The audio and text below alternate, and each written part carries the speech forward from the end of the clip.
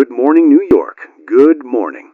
You are locked in with Red Zone Radio, and I am Michael Hale, coming to you live on what is shaping up to be a perfectly ordinary Tuesday morning in the greatest city on the planet. Traffic on the BQE is already a disaster. Shocking, I know. Truly shocking. Nobody saw that coming. Temperatures sitting right around 81 degrees, humidity doing what humidity does in this city in the summer, which is making every single one of us deeply regret every life choice that led us to still be living here.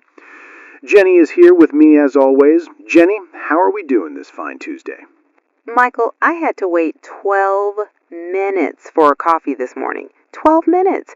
The guy in front of me ordered something that took 2 sentences to describe, so honestly, I've had better Tuesdays.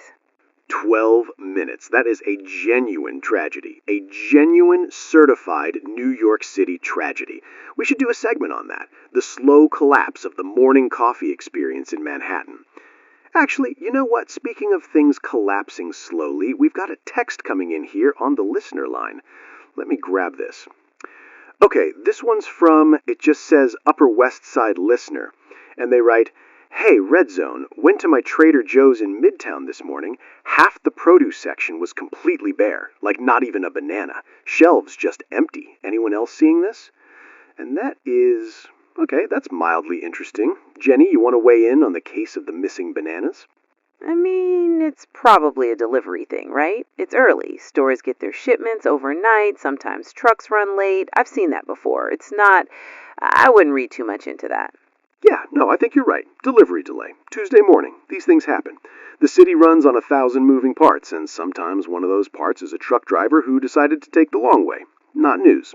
We've got more important things to discuss, like the fact that the Mets, oh no, we're not doing the Mets again. We're always doing the Mets, Jenny. That's part of the contract. But hold on, I've got another one coming in here. This one from Queens. My store on Northern Boulevard is also looking thin this morning, dairy section especially. Okay. And another one, this is from Harlem. Walked into my corner Associated this morning, usually packed. Shelves look like it's the night before a snowstorm. Nobody's panicking, but it's weird. That's 3 different boroughs. It's Tuesday morning, Jenny. Things are weird on Tuesday mornings. That's just a fact of urban life. Yeah, probably. Probably. All right, we've got Marcus on the line. Marcus, you're on Red Zone Radio. What have you got for us this morning? Yeah, hey Michael, big fan, long-time listener. So I work at a grocery store up in the Bronx. I'm a stalker. Been doing it for about 6 years now, and I came in this morning for my shift, and my manager pulls me aside right away and tells me our shipment from the Hunts Point distribution center didn't come in overnight. Like the whole overnight delivery just didn't happen. Marcus, hey, when you say it didn't come in, you mean it was delayed or just straight up didn't arrive at all? It just didn't arrive. Nothing. Normally we get 3-4 trucks minimum overnight, Tuesday through Thursday especially. Last night, 0. My manager called the distribution center and they told him it was I think the exact words were system glitch, and that stock would be in by noon. But I've been doing this 6 years and I've never had a full overnight no-show. Like, one truck runs late sometimes, not all of them. And how are the shelves looking right now? Is it noticeable to customer shed? It's starting to be, yeah. Like, we moved some stuff around, tried to make it look fuller. You know how stores do that. Face everything out, spread it around. But by mid-morning, if nothing comes in, yeah, people are gonna notice. Produce section especially is gonna look rough. Marcus, thanks for calling in. Really appreciate you sharing that. You said they told you noon. Are you expecting that's gonna happen? Honestly, I don't know. My manager seems confident. I'm a little less confident. But hey, could be nothing. Hope it's nothing. Yeah, hope it's nothing. Thanks, Marcus. Marcus from the Bronx, everybody. And look, totally valid, totally understandable. Distribution hiccup happens all the time. Amazon has been slowly replacing truck drivers with automated freight systems over the last few years, and honestly, half the time these new systems have growing pains. Probably something like that. A software update at the wrong hour. We've all been there. You update your phone at 2 in the morning, and then nothing works until noon. Same principle. That is genuinely the most optimistic reading of this situation possible. I am an optimistic man, Jenny. It's what makes me good at this job. All right, we've got our field correspondent, Sarah, doing her morning rounds. She was near the Brooklyn waterfront earlier today. Sarah, you catching anything interesting out there? Morning, Michael. Yeah, so I swung past the Hunts Point Market on my way through, just as part of the regular morning loop. And I'll be honest, it looked a little quieter than usual. Normally that place is an absolute madhouse at this hour. Trucks everywhere, guys moving pallets, forklifts going. This morning it was, I don't want to overstate it, but it was noticeably slower. Fewer trucks in the lot. The guys I talked to weren't saying much, just that it was a slow morning. Probably nothing. Just thought it was worth flagging. Probably nothing. Sarah, thanks. You see, Jenny? Probably nothing. That's the consensus. Slow morning at Hunts Point. Trucks running late. Marcus's shipment didn't come in. A few empty shelves in Midtown, Queens, Harlem. This is New York. Something is always not working. That's the baseline. That is normal. I pulled up Reddit while you were talking to Sarah.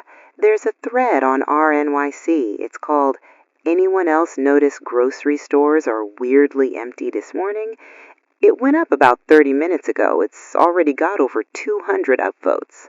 200 upvotes on a Reddit thread about grocery stores. Jenny, that website has threads with 10,000 upvotes about pigeons. 200 people noticing thin shelves on a Tuesday morning is not a news story. The comments are kind of interesting, though. People from like 6, 7 different neighborhoods all saying the same thing. Dairy, produce, bread specifically, all light. Bread, dairy, produce. Those are the 3 things that come on trucks overnight. If the trucks ran late, those are exactly what would be low. It all fits. Look, we'll keep an eye on it, and if you're out there this morning and you're seeing something at your local store that seems off, go ahead and text us. You know the number. But I want to be clear. Right now, this is a mildly curious Tuesday morning story. This is not, I repeat, not a reason to do anything differently than you were already planning to do today. Traffic on the BQE, still a mess. Weather, still disgusting. And the Mets... Michael. The Mets are also fine. Allegedly. We'll be right back. All right, we are back. Jenny has been monitoring the text line while I was doing the traffic update. And Jenny, what's the situation? So we've gotten, I'm counting here, 14 texts now since that first one about Trader Joe's, and they're coming from all 5 boroughs. Someone from Staten Island says the Stop and Shop on Highland Boulevard is, quote, weirdly quiet and half the refrigerated section is dark. Someone from Flatbush says the Key Food near them didn't open on time this morning and there were already people waiting outside. And someone from, this one's interesting, someone who says they work in food service supply says, and I'm quoting directly, "Not trying to alarm anyone, but I've been in this industry 15 years and I've never seen this many simultaneous no-shows on a single morning. Something is off." Okay, that last one is interesting, but also food service supply person texting a radio station at 7 in the morning is either very concerned or very bored, and I'm not sure which. Could be both. Could absolutely be both. All right, we're going to take another call. Let's go to... Okay, we've got a caller from Staten Island. You're on Red Zone. Go ahead. Hi, Michael. Love the show. So I just wanted to say I'm out doing my Tuesday morning errands, and I stopped at 3 different stores already. It's not even 8 o'clock. And all 3 of them have the same situation. Like, the shelves aren't empty, but they're thin. And the workers I talked to at 2 of the 3 said their morning delivery hadn't come yet. And one of them said she called her manager, and the manager said they were waiting on guidance from corporate, which is a weird thing to say about a late delivery truck, right? Waiting on guidance from corporate. Yeah, that is a slightly unusual phrase for a missing shipment. Did they say anything else? Like what kind of guidance or why they'd need it? No, she didn't know. She just seemed confused. She'd worked there for like 8 years, and she said she'd never heard that phrase used about a delivery before. Normally, if a truck is late, they just say the truck is late. The corporate guidance thing was what she couldn't explain. And around you right now, you said you're out running errands. What does the general vibe feel like? Are people acting differently? Not really, not yet. People seem normal. I don't think most people have noticed yet. But the store workers are definitely a little, I don't know the word, unsettled maybe? Like they're not panicking, but they're not relaxed either. It's like they know something might be off, but they can't say what. All right, thanks for calling in. You stay out there, and if anything changes, call us back. We want to hear from you. Will do. Love the show. Thank you. And Jenny, I want to be fair here, because I know I've been the skeptic on this all morning. But I will acknowledge that the waiting on guidance from corporate detail is a little unusual. Normally, late deliveries are just late deliveries. You don't need corporate guidance for a late truck. That's what I'm saying. It's not any one thing. It's the combination of things. Multiple stores, multiple boroughs, multiple companies, all on the same morning, all with the same story. That starts to feel less like coincidence. Or it's a regional logistics issue. Something upstream that's affecting multiple distributors at once. A central hub problem. Hunts Point, like Sarah mentioned. If something went sideways there, it would ripple out to stores all over the metro area. That's actually the most logical explanation. One central failure point producing multiple downstream effects. That would make sense if Hunts Point is the issue. Hunts Point is the largest food distribution market in the world, Jenny. It handles something like 40% of the fresh food that comes into New York City. If their systems had a bad night, yeah, you'd see exactly this. Thin shelves across the 5 boroughs, confused store managers, late trucks, all of it. That's actually a completely coherent explanation. It is. It makes sense. I keep coming back to the food service supply person who texted us, the one who said 15 years, never seen this many simultaneous no-shows. One data point, anonymous, via text. I'm not dismissing it, but I'm also not building a theory on it. Look, here's what we're going to do. We're going to keep taking your calls and your texts on this. If you're seeing something at your store this morning, tell us. And we'll check back in with Sarah at Hunts Point in the next segment and see if anything's developed. But I want to say clearly to everyone listening right now, there is no reason to change your morning. Go to work, do your thing. If your store looks a little thin, that's a logistics thing and it will sort itself out. This is New York. We've handled worse than a slow Tuesday morning. Yeah, probably. Probably. Coming up, the latest on the city council vote that's got half of Brooklyn losing its mind, plus we'll check in on the weather situation heading into the weekend. You're listening to Red Zone Radio. Stay with us. All right, it is 8:04 on Red Zone Radio. I'm Michael Hale, Jenny is here, and we are back. And Jenny, the text line has not slowed down. It really hasn't. We're well past 30 texts now, all on the same subject. And they're not all from New York anymore, which is the part that's starting to interest me. We've got one from someone in Jersey City. They're saying 3 different ShopRites near them are all running skeleton crews and refusing to restock shelves mid-morning. The worker told them they're waiting on guidance from corporate. That exact phrase again. Same phrase, different state. Same phrase, different state. And we've got one from someone in Philadelphia who says their Whole Foods looked bare when they walked in this morning. And one from a listener in northern New Jersey who says, I'll read this exactly. I run a small restaurant and my food service delivery was a no-show this morning. I've been calling my rep for 2 hours. No answer. This is not normal for them. Okay, so we're not talking about just New York City anymore. We're talking about a regional picture. Jersey City, Philadelphia, Northern Jersey. All the same morning, all the same story. That's what it looks like. I want to be careful here because I don't want to be the guy who turns a logistics story into something it's not. But yeah, that's wider than a Hunts Point problem. If it was just Hunts Point, you'd see it in the city. You wouldn't see it in Philly. Right. Philly has its own distribution infrastructure. They're not dependent on Hunts Point. So either there's a regional level issue, something affecting multiple distribution networks across the Northeast simultaneously, or we've got a coincidence that is getting harder to call a coincidence.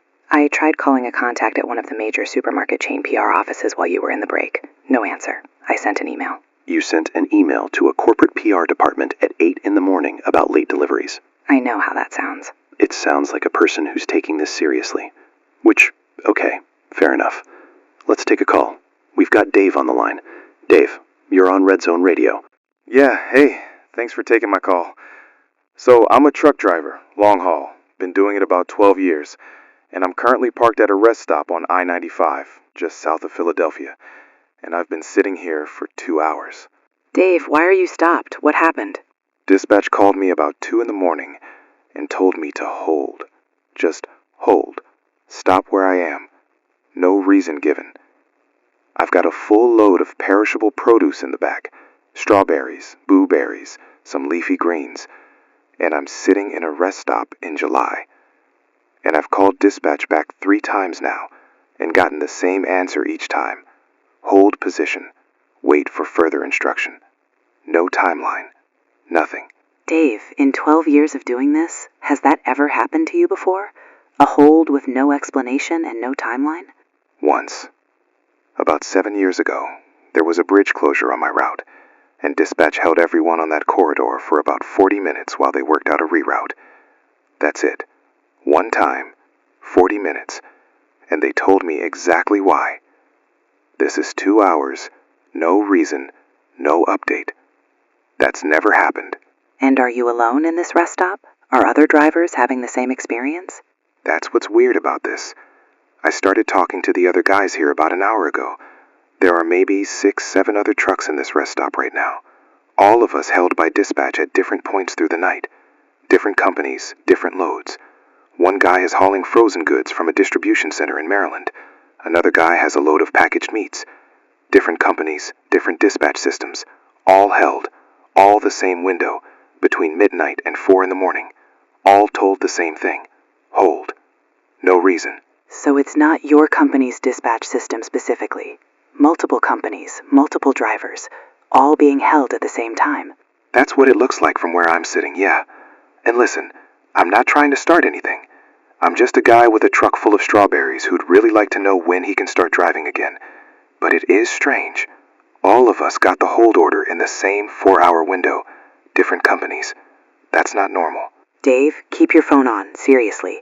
If anything changes on your end, if dispatch calls, if you get any update at all, call us back, we want to know. Yeah, will do.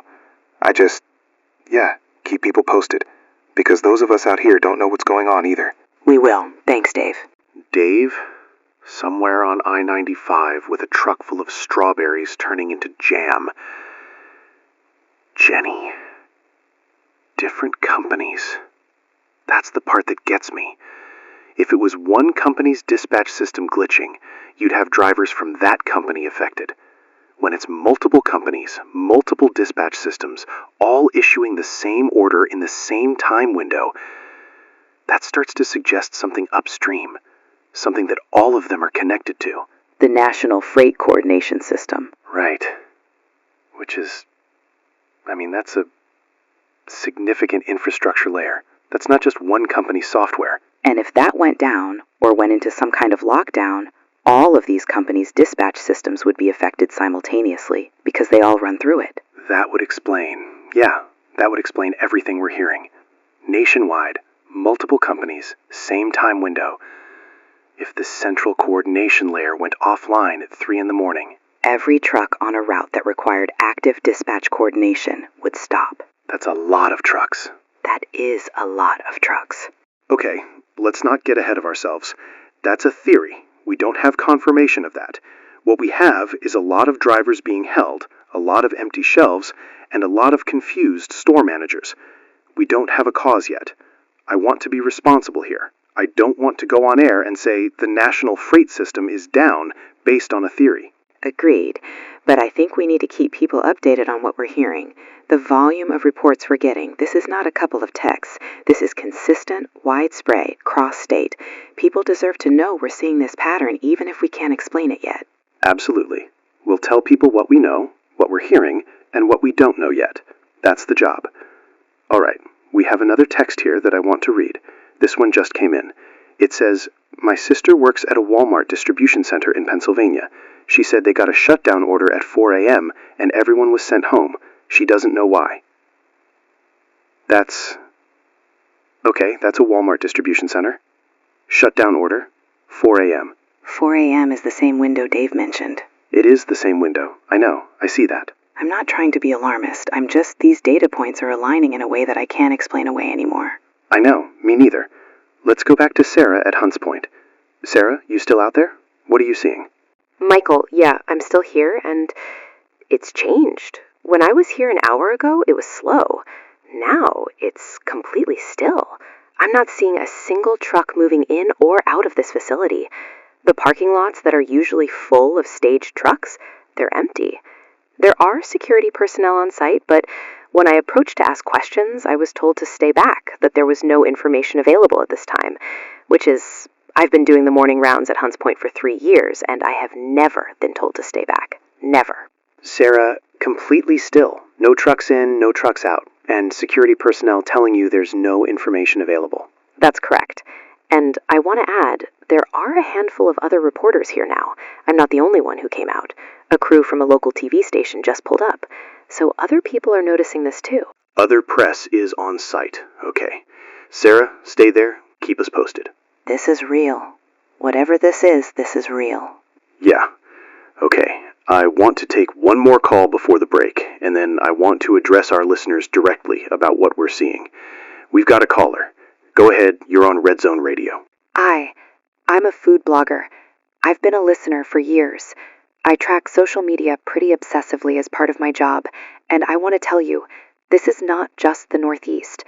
I've been watching food and grocery-related posts for the last 2 hours, and I'm seeing the same reports coming in from Chicago, Atlanta, Dallas, and Los Angeles, all in the last 90 minutes.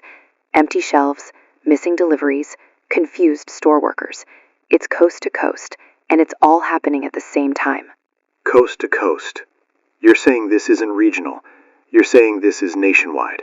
Based on what I'm seeing on social media, yes. Now, I want to caveat that. Social media is not a scientific sample. People share alarming things disproportionately. There could be amplification happening. But the geographic spread and the consistency of the reports, same story, same details, from cities that have nothing logistically in common, that's not normal online behavior for a minor story. People don't coordinate that. It emerges naturally or it doesn't emerge at all. And you're confident this isn't a viral thing? Like someone started a trending topic and people are piling on? I checked for that specifically. There's no original post that went viral and triggered a wave of copycats. The posts are coming in organically, independently, from different platforms, different demographics, different cities. This is people reporting what they're actually seeing. I've been doing social media analysis for 8 years. This pattern is real. Thank you. Thank you for that. Really. I wanted you to know because you're the ones with the platform. People need to start paying attention to this. We hear you. We're paying attention. Thanks for calling. Chicago, Atlanta, Dallas, LA. Yeah. Michael, I pulled up grocery chain stock prices while you were taking that call. Several of them have been halted this morning. Trading halted. I haven't said that on air yet because I wanted to make sure I was reading it right. But that's what I'm seeing. Stock trading halted. On multiple grocery chains. This morning. Okay. All right. Here's what I'm going to tell our listeners right now. And I want to be very deliberate about the words I choose. Because words matter. And I don't want to cause anything. But I also can't pretend we're not seeing what we're seeing. Folks, we are getting reports this morning. A very large number of reports. From a very wide geographic area. Of disruptions to food deliveries and grocery store restocking. We have reports from New York City, New Jersey, Pennsylvania, and now from our own monitoring of other sources, from Chicago, Atlanta, Dallas, and Los Angeles. We do not have an official explanation yet. We have reached out to multiple sources and have not received a substantive response. We are continuing to gather information. We are not going anywhere. We will keep you updated as we learn more. If you are seeing something at your local store this morning, text us. If you work in the logistics or food supply industry, and you have information, call us. We want to know what you know. Sit tight. Red Zone Radio is on this. 9:47 in the morning. This is Red Zone Radio. We have now received, Jenny, what's the number? 412 texts in the last 2.5 hours. 412 texts on one subject. And I want to be honest with our listeners right now. When we started the morning, I thought this was a delivery delay, a slow Tuesday, a Hunts Point hiccup. I want to own that. I was being dismissive early on, and the picture has changed significantly. So let's go through what we're seeing, carefully and clearly. Jenny? Okay, so the pattern that's emerged over the last 2 hours is this. Grocery stores across the entire Northeast, and based on what we're hearing, well beyond the Northeast, did not receive their standard overnight deliveries. Multiple distribution centers appear to have stopped outbound operations at roughly the same time, somewhere between midnight and 4 in the morning. Truck drivers are being held in place by their dispatch systems with no explanation and no timeline for release. Store workers are being told by corporate to hold off on restocking, quote, pending guidance. And now we're getting reports that lines outside grocery stores are forming. People who woke up, checked their phones, saw the posts, and went to the store. And the stores don't have much to give them. We have a report from our correspondent Sarah at Hunts Point. As of 30 minutes ago, the facility has not processed a single outbound truck in over 4 hours. The morning shift workers who showed up were turned away. A USDA vehicle arrived on site and left without making any public statement. USDA was there? USDA was there and left without saying anything. That's significant. That's not nothing. We've also just received a report over the AP Newswire, a national newswire, stating that multiple major national grocery chains have issued internal inventory freeze notices. Employees have been told not to restock shelves. The phrase used is pending federal supply assessment. Federal supply assessment. So this is now federal level. This isn't a corporate decision. This is federal. The federal government is involved in whether grocery store shelves get restocked right now. That's what the wire is saying. Okay, let's take some calls. We've got Rosa on the line. Rosa, you're on Red Zone Radio. Hi, Michael. Hi, Jenny. So, I manage a grocery store in Astoria, Queens. I've been doing this for 22 years, and I've been trying to reach my regional distributor since 6 o'clock this morning. It is now almost 10. I have called that number 27 times. I know because I counted. Nobody has answered. I have left messages. I have sent emails. I have tried the emergency line. Nothing. My shelves are sitting at about 40% capacity right now, and I have a line outside my store that wraps around the block. People started lining up about an hour ago. I went outside to talk to them, and they're buying like it's a hurricane coming. Rice, canned goods, water, anything shelf-stable. My bread section is completely gone. Dairy is almost gone. Produce is down to maybe 30%. Rosa, 22 years you've been doing this.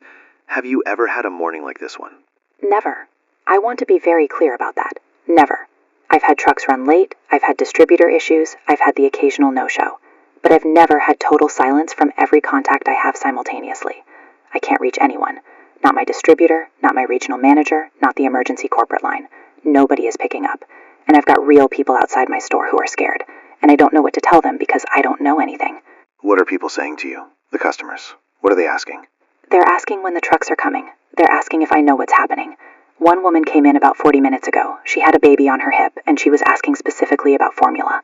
I had 3 cans left. I gave them to her. She almost cried. A grown woman almost cried in my store over 3 cans of formula, and I've never had that happen. Not like that. Not because there was nothing else to give her. Rosa, and I want to ask you this as someone who has watched this city and this industry for over 2 decades. When you step back and look at what you're seeing this morning, what does your gut tell you? My gut has been telling me since about 7:30 that this is not a glitch. A glitch doesn't silence every contact you have at the same time. A glitch doesn't affect your distributor and your regional manager and your corporate emergency line simultaneously. Something happened. I don't know what, but something happened, and nobody is telling us what it is, and that scares me more than the empty shelves. Rosa, thank you. Genuinely thank you for calling. And I mean this. If you get anything, any information from any of your contacts, call us back. Whatever time it is. Call us. I will. And Michael, please keep talking. People are listening to you out here. Just keep talking. We're not going anywhere.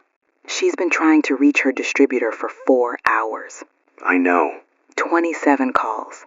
I know, Jenny. Michael, I need to tell you something that I've been sitting on for a few minutes while you were on with Rosa. I pulled up grocery chain stock prices again. The ones that were halted earlier, 3 of them have had their halts lifted, and all 3 dropped significantly in the first minute of trading resuming. We're talking significant drops in the first minute. How significant? I don't want to throw out numbers on air without having a financial expert verify them, because that's not our lane. But significant. The market is seeing something. The market is seeing something. Okay. And we've got the FEMA alert. Jenny, walk us through that again. We received, and this just came through about 20 minutes ago, a low-level FEMA notification. It's classed as an informational bulletin, not an emergency declaration. The text reads, FEMA is aware of potential disruptions to food distribution networks in the northeastern United States and is monitoring the situation in coordination with federal partners. That's the entire statement. Potential disruptions, northeastern United States, monitoring. That's it. Potential disruptions. As of this moment, we have 400 texts from listeners in 6 states, a Hunts Point facility that hasn't moved a truck in hours, drivers held across multiple states, and a FEMA bulletin that says potential disruptions. That is, the gap between what we're seeing and what they're officially saying is very wide right now. Very wide. And I want to address that directly, because I know our listeners are smart people.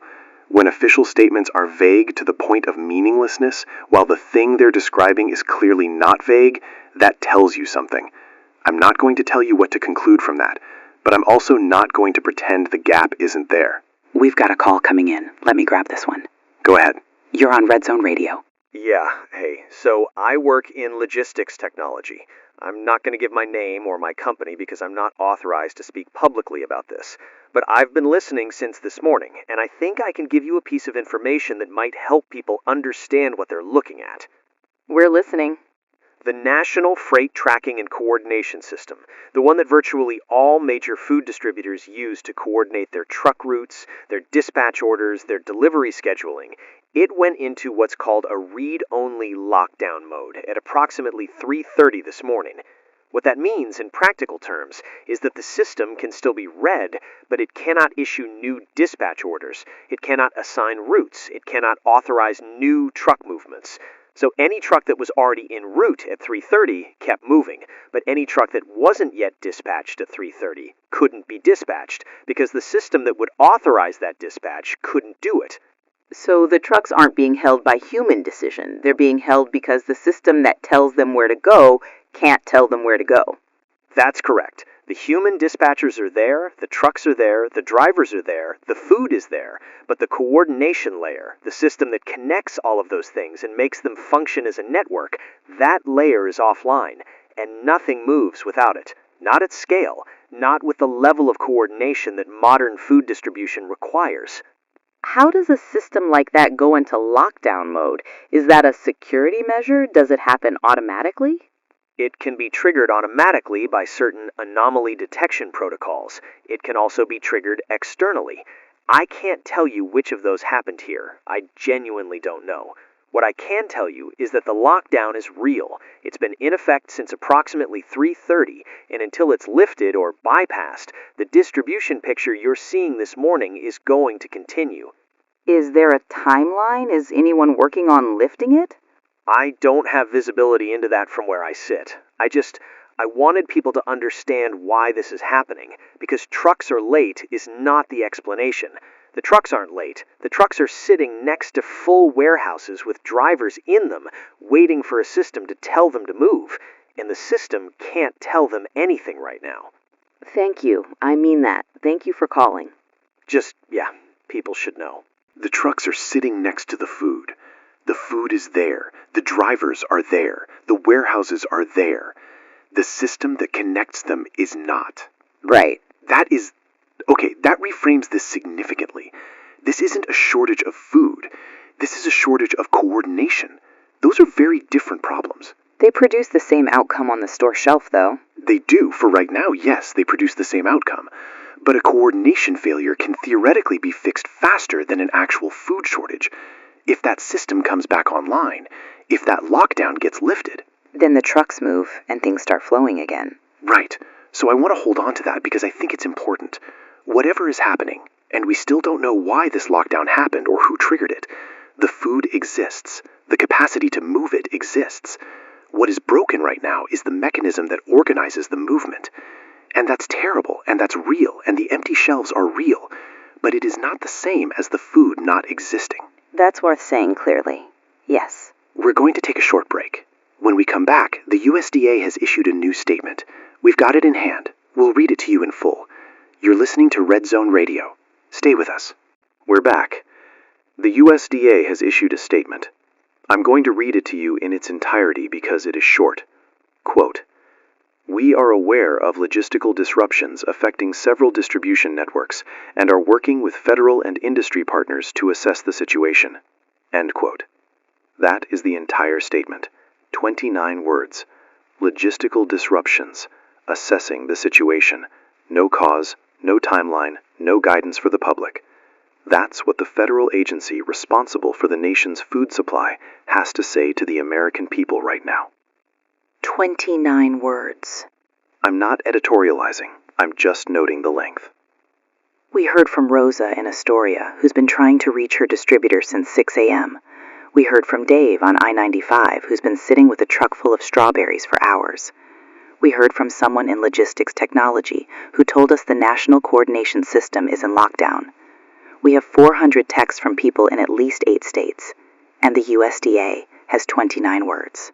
Jenny, I want to ask you something directly, on air, because I think our listeners are thinking the same thing.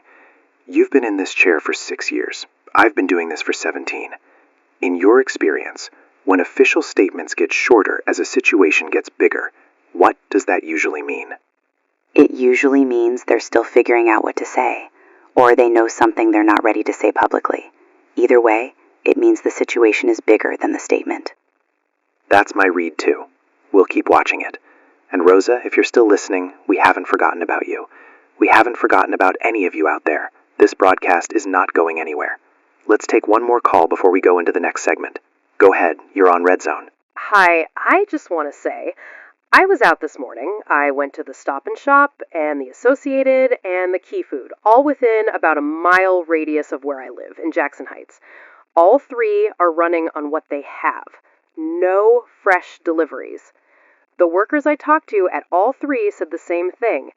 They've been told not to expect restocking today. Not today. Those were the words. Not today. Not today. They told workers not to expect restocking today. That's what they said. And people heard that. I watched a woman fill her entire cart, and I mean filled, stacked, with canned goods and bottled water. And the manager came over and tried to talk to her about being reasonable, and she wasn't hearing it. She kept saying, they said not today. They said not today. And honestly, I understood where she was coming from. If someone tells me the system that brings food to my neighborhood isn't working today, and they don't know when it will work again, I don't know what reasonable looks like either. That is a very human response to a very frightening piece of information. Thank you for calling. We hear you. Not today. That phrase is going to stay with me. Me too. We'll be right back. 11:15, Red Zone Radio. I want to start this segment by being completely honest with you about where we are, because I think our listeners deserve that. I have spent the last hour personally attempting to reach the following: the USDA press office, the New York City Office of Emergency Management, the mayor's communications team, and the PR departments of 3 major supermarket chains. Here is what I have received in return: 2 automated email responses, 1 voicemail system that appears to be full, and 1 phone that simply rang without answer.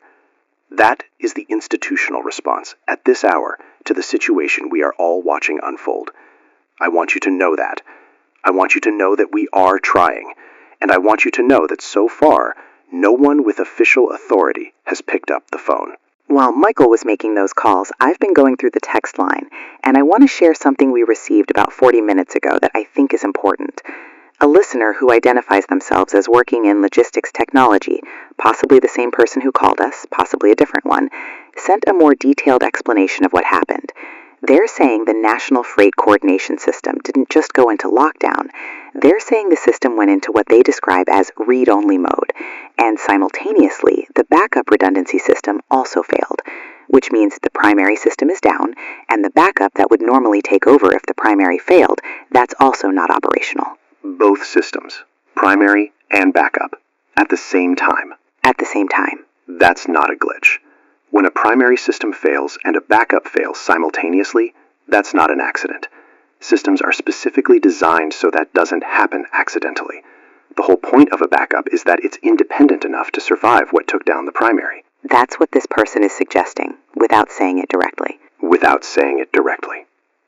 Okay, let's take a call. We've got a caller. Go ahead, you're on Red Zone Radio. Hi, I'm a regular listener. I don't want to give my location too specifically, but I work for a federal agricultural agency. I'm not going to say my name or which agency, and I'm telling you right now, do not use my name and do not say which agency. But I need people to understand something. What is happening today is not a glitch. I cannot say more than that on a public broadcast. I'm already doing more than I should be by making this call. It is not a glitch. When you say it's not a glitch, can you give us anything more than that? Any direction? Any indication of the nature of what it is, if not a glitch? It was coordinated. That's the word I'll use. Coordinated. multiple systems, simultaneous, and the people who are supposed to be responding to it are responding to it. But this is not something that gets fixed in a morning. I wanted people to know that. It's not getting fixed today. I have to go. Coordinated. Coordinated. Multiple systems. Simultaneous. Not getting fixed today. She hung up immediately, like she was afraid to have been on the line that long. She was. I could hear it. She was scared to be calling us. And she called anyway because she wanted people to know. Michael, I think we need to say this out loud, because our listeners are going to be thinking it. When a federal agency employee, in the middle of a crisis, uses the word coordinated to describe simultaneous failures of multiple systems, that is describing an attack. They didn't say that word, but that is what coordinated, simultaneous, multiple system failure means. We don't have confirmation of that. I want to be very careful. We have one anonymous source using one word. What we can say, what I'm comfortable saying on air, is that we have received an unverified report suggesting the failures we're seeing today were not accidental. We cannot confirm that. We are not in a position to confirm that. But we are telling you that we received that information and that we are taking it seriously. That's the right framing. Dave, the trucker, is back on the line. Dave, we've been thinking about you. What's happening? Yeah, hey, so I'm still here, still parked. It's been, I don't even know what time it is anymore. I've been here almost 5 hours now. My refrigeration unit is still running, but it's burning through fuel, and I've got maybe 4 more hours before the unit goes, and then my load is done. The produce in the back is going to be gone. Dave, has dispatch contacted you at all? Any update? Nothing. Complete silence. I've tried calling them. I tried the emergency line. One of the other drivers here, the guy with the frozen goods load, he managed to get someone on the phone at his company about an hour ago, and the person who answered didn't know anything. That was the direct quote. "We don't know anything." A logistics coordinator at a major freight company in the middle of what is clearly a nationwide situation said, "We don't know anything." What about the other drivers there? How are people holding up? People are getting out of their cabs now, talking to each other. Some of the guys have been listening to you. A couple of them came over when I said I'd called in. Everyone's trying to piece together what's happening from whatever they can get on their phones, but signals are getting patchy out here. I talked to one driver who said he got through to a driver friend in Texas this morning. Same situation there. Held. No instructions. And another guy said his cousin is a trucker in California, and same thing out there too. Texas, California. Dave, that's nationwide. I know. We know. We're all sitting here knowing that, and not knowing what to do about it. I've got 40-something thousand pounds of produce, and people in New York who apparently can't find food, and I'm sitting on a highway in Pennsylvania, and nobody can tell me to move. Dave, I want to ask you something personal. How are you doing? Just you, personally, sitting there. Honestly, I'm scared. And I'm not usually a person who says that. I've driven through blizzards, have driven through hurricane evacuations, have been in situations that seemed bad and worked out fine. This doesn't feel like it's going to work out fine by tonight. And that's a strange feeling when you don't know what not fine actually means yet. Dave, stay with us, okay? Keep your radio on and keep us posted. We're going to keep talking about this, and we're not going to forget that you're out there. Yeah, okay. Thanks, Jenny. Tony from Staten Island. Tony, you're on Red Zone Radio. We've heard from you before. What are you seeing? Mike, hey. So I'm a retired city worker, 30 years. I've seen a lot. I went out this morning to the big box store near me on Staten Island, and I've been in line for, 45 minutes now. I'm actually still in line. I'm talking on my phone in line. And about 20 minutes ago, the store manager came out, and I want to tell you exactly what he said because I wrote it down. He said, "We are managing store capacity due to supply conditions. We will not be admitting new customers once current shoppers have completed their purchases." That's what he said. They're controlling who gets in, based on capacity. Tony, in 30 years of living in this city and watching how it operates under stress, what does that phrase, supply conditions, tell you? It tells me the people who run that store know something. Because you don't use the phrase supply conditions if you think the trucks are coming at noon. You use that phrase if you think, or you've been told, that what's on those shelves right now might be it for a while. And I want to say this calmly because I'm trying to stay calm. I've been through September 11th. I've been through Superstorm Sandy. I know what New York looks like when something is genuinely wrong and people are trying to manage it without causing a stampede. This morning feels like that. Not the crisis itself yet, but the part right before the official announcement, where everyone who knows something is being very careful with their words. Tony, that is an incredibly astute observation, and I think a lot of our listeners feel exactly what you're describing. That feeling of being on the edge of something official. That sense that the shape of the announcement is already forming somewhere, and we're just waiting for it to arrive. The manager wouldn't look me in the eye. I've been in management. You don't avoid eye contact with a customer unless you know something you can't say. He knew something. Whatever the corporate supply conditions briefing told him this morning, it wasn't good, and he knew he couldn't tell us, and he hated that he couldn't tell us. I could see it on him. Tony, are you going to be able to get what you need today? I think so. I'm near the front of the line, but I'm thinking about people who got here after me, and people who can't stand in a line for an hour. Elderly people, people with small kids, people who don't have a car to drive to 4 stores. Those are the people I'm worried about. Tony, call us back when you're out. We want to hear how it went. Will do, Mike. Keep talking. We will. Jenny, I want to share something with our listeners that I just received. The New York City mayor has issued a statement. I will read it in full. Quote, "The city of New York is aware of disruptions to food supply logistics affecting the region. We ask all New Yorkers to remain calm and to purchase only what they need. The city has contingency food reserves and is in active communication with federal partners regarding the situation. An update will be provided as more information becomes available." End quote. The city has contingency food reserves. That's what the statement says. For 8.5 million people? For 8.5 million people, and I want to ask our listeners, because I think you're all thinking this, the phrase contingency food reserves typically refers to emergency stockpiles maintained for short-term crisis situations, a few days, maybe a week in well-prepared circumstances. It is not a long-term solution, it is a bridge. A bridge assumes you know where you're bridging to. The question that statement doesn't answer, the question that matters, is how long this bridge needs to be. And they don't say. The statement doesn't give a timeline. The statement doesn't give a timeline. An update will be provided as more information becomes available, which is the official language for "we don't know yet either." We have one more call I want to get to before we update the situation board.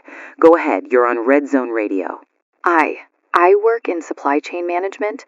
I'm going to be as clear as I can without saying things I shouldn't. The cold chain, which is the refrigerated portion of the food supply network, operates on extremely thin margins. Refrigerated trucks, refrigerated warehouses, refrigerated distribution centers, all of those need to be running continuously. The food inside them cannot tolerate extended outages. If trucks aren't moving, the cold chain isn't cycling. Refrigerated goods at distribution centers will start to be missed, depending on facility-level backup power, within 12 to 18 hours of normal operation stopping. After that, you're looking at spoilage, at scale. 12 to 18 hours. And normal operations stopped when? Between midnight and 4 a.m. this morning? If the first disruption started around 3:30, as has been reported, yes. You're looking at a window that starts this afternoon and gets more serious into tonight. That's when the perishable food in the distribution system, not the food already on shelves, but the food sitting in trucks and warehouses waiting to be delivered, starts to become a real concern. So even if the coordination system comes back online later today, the food that's been sitting in those trucks and warehouses for 12 plus hours? Some of it will be compromised. Not all of it. It depends on facility conditions, backup power, ambient temperature. But yes, some of what's sitting there right now won't be deliverable even when the system recovers, because time and temperature don't wait for system updates. Thank you. That's genuinely important information. Thank you for calling.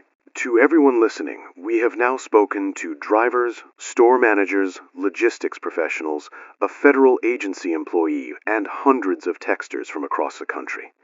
Here is the most honest summary I can give you. We are in the early hours of a significant disruption to the food distribution system in the United States. The cause appears to involve the simultaneous failure of multiple coordinating systems. It was not a weather event. It is not, based on what we've heard, an accident. The food exists. The problem is that the network that moves it is currently not functioning. How long this lasts, we do not know. What the full scale of it is, we are still learning. What we know for certain is that it is real, it is national, and it is not resolved. We will keep you informed. That's a promise. 12:45 in the afternoon. This is Red Zone Radio. I want to open this segment with a piece of information we just received that I need to read to you directly because it changes the scale of what we're talking about. The National Guard has been activated in 3 states: New York, New Jersey, and Pennsylvania. The stated purpose is logistical support. That is all the statement says. Logistical support. The National Guard in 3 states. Today. Michael, that went up on the wire 8 minutes ago. I read it twice before I came back in here because I wanted to make sure I was reading it correctly. You were reading it correctly. National Guard, 3 states, before 1 o'clock in the afternoon. On a Tuesday. That began as a conversation about late truck deliveries. I want to let that sit for a second, because I think it deserves to sit. This morning, at 6 a.m., I made a joke about Amazon replacing truck drivers. 12:45 in the afternoon, the National Guard has been activated in 3 states. That is the speed at which this situation has moved. Rosa called back while you were doing the break. She left a message with the producer. Her store, the one in Astoria that she manages, she locked the doors 20 minutes ago. She has nothing left on the shelves. She's in the back office. There are still people outside. Rosa's store is closed. She said she's never closed the store like this. Her words in the message were, "I don't know what I'm doing. I've never done this before. I don't know what to tell the people outside." Rosa has been managing that store for 22 years, and she doesn't know what to tell the people outside. Let's go to the phones. We've got a call coming in. Go ahead. You're on Red Zone Radio. Hey, yeah, my name's Carl. I'm a farmer. I'm upstate New York, about 2 hours north of the city. I grow sweet corn, zucchini, some summer squash, tomatoes. I've been at this farm my whole life. It was my father's before mine.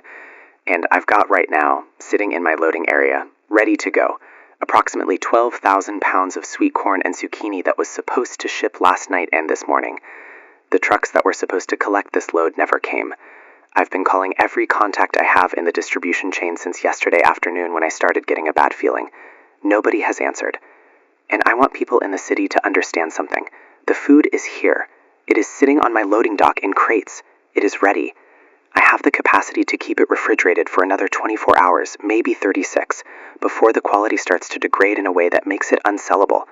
After that, it goes to waste. 12,000 pounds, while people down there apparently can't find anything to eat. Carl, that is a devastating thing to describe. Have you been able to reach anyone? Anyone at all? State Agriculture Department, USDA, anyone? I have called the State Agriculture Department, the USDA regional office, 3 different distribution company numbers, 2 grocery chain vendor relations lines, and the county emergency management office. You want to know who picked up? Nobody. You're the first human voice I've spoken to today that has actually acknowledged what I'm telling you. 12,000 pounds of food, ready to go, sitting on your dock. And I'm not the only one. I've been calling my neighbors, other farmers up here, and they're all in the same situation. We've got food. We've got it ready. We've got nobody coming to get it and nobody on the phone to tell us what to do. And the worst part, and I want you to think about this, is that we're not even in the hard part yet. Our stuff is perishable, yeah, but we've got maybe a day and a half before it really goes bad. There are other farmers in other states with product that's been sitting since last night.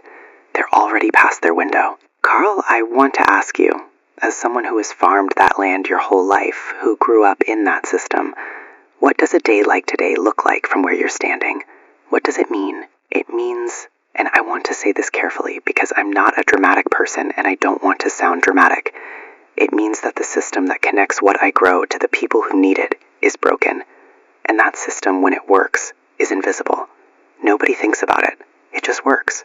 Trucks come, food moves, shelves fill, and you don't think about it until the trucks don't come. And then you realize how thin that connection actually was. How many steps, how many systems, how many people and machines and coordination layers had to work perfectly every single day for that invisible thing to keep happening. And when it stops, even for a few hours, you see just how thin it was. Carl, please keep your phone on. If you get any information, any response from anyone, call us back. I will. And one more thing.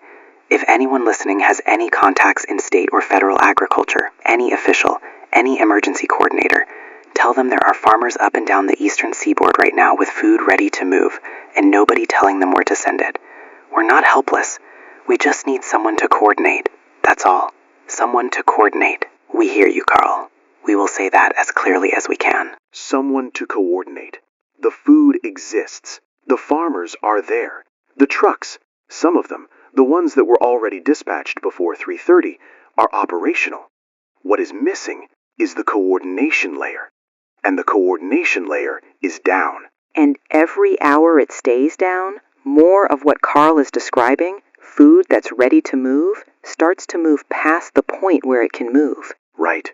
There's a clock running, and I want to be honest, I don't think the people in the official statements are communicating that clearly enough. That there is a clock. That every hour of inaction on the coordination failure has a cost that doesn't undo itself when the system comes back. We need to take another call. We've got someone from Newark. Go ahead. You're on Red Zone Radio. Hi, I want to report what I'm seeing because I think it's important. I live near a grocery warehouse facility in Newark, and about an hour ago, so maybe around 11:30, there was an incident. I was watching from my apartment window. There were people, a group of people, who broke through a side entrance. Security responded. Police were called. I'm looking at 3 police units outside the building right now. The facility is locked down. And what I saw before the police arrived, the people who got in, they were carrying things out. Food. Boxes of food. A grocery warehouse in Newark. People broke in and were taking food. That's what I saw. And I want to be very clear. I'm not judging those people. I don't know their circumstances. I have 3 kids, and if my kids were hungry and there was a warehouse with food in it and nobody was handing it out, I don't know what I'd do either. I just want people to know this is happening, because nobody on the news is reporting this yet. Because nobody on mainstream news is covering it yet. But our listener in Newark is watching it from her window. Thank you for calling. Thank you for being clear about what you saw. Michael, we're getting texts about similar incidents. Not just Newark. Paterson, New Jersey, a store in the Bronx, a distribution facility in Philadelphia. These are starting to show up across multiple sources simultaneously. I want to address this directly to our listeners because I think it's important. What our caller just described and what the texts are describing is what happens when people are afraid. Real, genuine fear about basic needs. I'm not going to moralize about it. What I'm going to say is that it is a signal. It is a signal about how serious this has become in a very short period of time, and it is a signal that the official response needs to accelerate significantly, and it needs to accelerate now.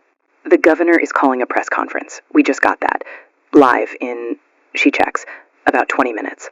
The governor is calling a press conference. Okay, we will carry it live in full. Before that, let's talk about something practical, because we have been broadcasting information and context for 6 hours now, and at some point the most useful thing we can do is give people something concrete. Jenny, what do we know about community resources in the city right now? Food pantries are operational. The City Harvest Network, the food bank locations, the community fridges that have expanded across the boroughs over the last few years, those are all still running on what they have. We're going to put together a list, and we'll read it on air. The mayor's statement mentioned contingency distribution points. We don't have locations yet, but we'll find them as soon as they're announced. And while we're waiting for the governor's press conference, let's take one more call. Go ahead, you're on Red Zone Radio. Hi, Michael. Hi, Jenny. I'm a farmer. I'm in central Pennsylvania. And I want to say something that I think needs to be said right now. I've been listening to you all morning. You've been doing an incredible job. But I want to push back on the framing that this is a coordination problem that gets fixed when a system comes back online. Because here's what people don't understand about farming. We plant for a supply chain that we expect to exist. The farmers in the Midwest, the big commodity operations, corn, soybeans, wheat, they operate on 6-month and 12-month lead times. They made decisions in the spring about what to plant based on an assumption that the distribution system would be there to move their product. If this disruption lasts weeks, not hours, not days, the decisions that get made in the next month about planting, about harvesting, about what to do with what's already in the fields, those decisions get made in the context of whatever this situation turns out to be. I'm not saying we're in a long-term food crisis. I'm saying that the longer this lasts, the further the damage goes. Not just in terms of what's on the shelf today, but in terms of what gets planted for the shelf 6 months from now. The ripple effect. You're describing a ripple effect that extends well beyond today. Every day this coordination system is down, there are farmers making decisions about their refrigeration, about their harvests, about what they can hold and what they have to let go, that have consequences that extend months forward. I'm not trying to terrify people. I just think the people making decisions right now need to understand that the clock they're watching isn't the next 6 hours. It's also the next 6 months. That is something that nobody in the official statements has addressed at all. Thank you. That is incredibly important context. Michael, the governor's press conference is starting. We're going live. To everyone listening, we're going to carry this in full. Whatever the governor says, you will hear it in full, with no editing. Stay with us. Good afternoon. As you know, the United States is currently experiencing an unprecedented disruption to its national food logistics and distribution infrastructure. This disruption began in the early morning hours of today and has affected distribution systems across the country. At this time, we can confirm that the disruption is the result of a coordinated failure affecting primary and redundant systems within the National Freight Coordination Network. Emergency protocols have been activated at the state and federal level. I have spoken with the President, the FEMA Director, and the heads of USDA and DHS this morning. The National Guard has been activated in New York, New Jersey, and Pennsylvania for logistical support. We are establishing emergency food distribution points at 5 locations across the city. Details on those locations will be provided by our Office of Emergency Management within the hour. I want to speak plainly to New Yorkers. The food supply is disrupted. It is not gone. State and federal reserves exist and are being mobilized. We are working as fast as this situation allows. This will take time to resolve. I ask for your patience and your cooperation with law enforcement and emergency personnel. Governor, how long? How long will this take? We are working on it. This will take time to resolve. That's the phrase. This will take time to resolve. And to the reporter who asked how long, we are working on it. That is what the governor of New York has to say. After 6 hours, after everything we've heard today, after Carl's 12,000 pounds of sweet corn, after Rosa locking her doors, after Dave and his strawberries, we are working on it. The phones are maxed out. Every line. The producer is waving at me. 2:15 in the afternoon. Red Zone Radio.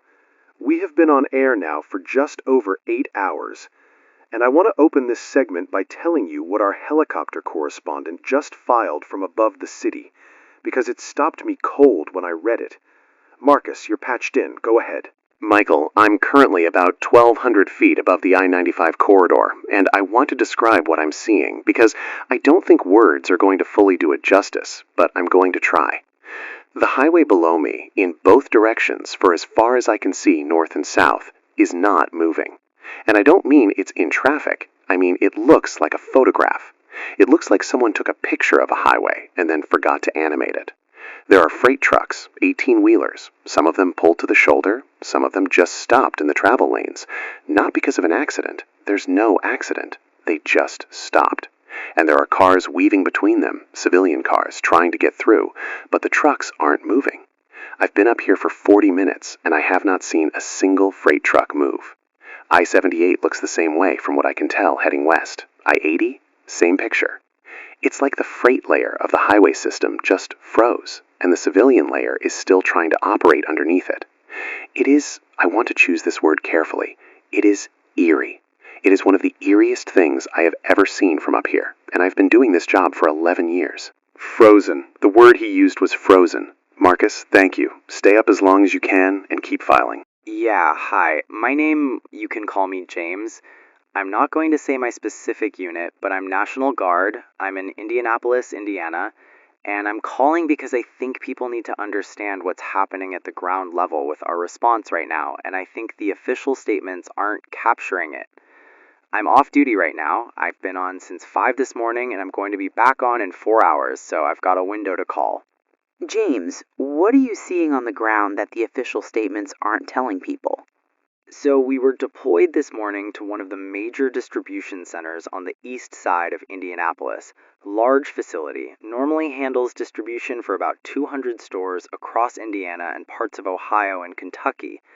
When we arrived at 0600, the facility was in full operational shutdown, and I don't mean the trucks weren't running, I mean the workers had left.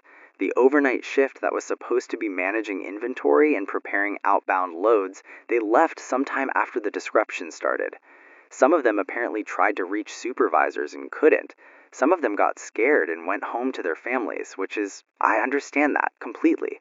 But the result was that when we arrived, we had a fully stocked distribution center with no operational staff, no active management, no one to coordinate what was inside or how to move it.